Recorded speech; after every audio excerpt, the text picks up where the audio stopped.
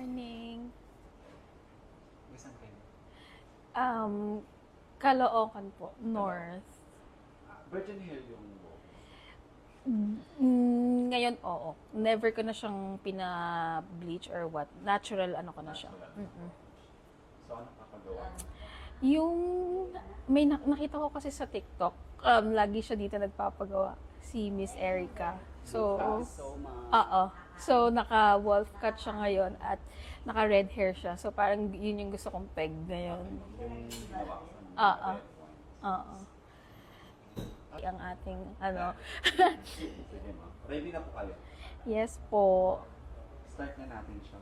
Sige po. You're done. Ano masasabi mo? Super pretty, super achieved yung color na gusto ko. Yung binigay kong preference. So, thank you so much. Sobrang ganda. Maganda yung pagka-red niya. No? True. Ayan Ganda. siya. So, baka magulat ka pag nag-wash, nag-ano yung ano. So, iwas ka lang sa white pillow. Change ka muna kung maaari mga dark na para hindi siya magdagta. Ha? Okay. Thank you so much. 2 to 1 week lang naman yung ganun. After 2 weeks, wala na yung ganun. Okay.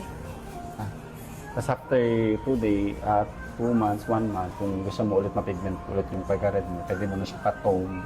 Tone lang siya. Okay. Okay. Continuous ma'am gamit ng conditioner. Thank you so much. Thank you. Thank you rin. Bye-bye.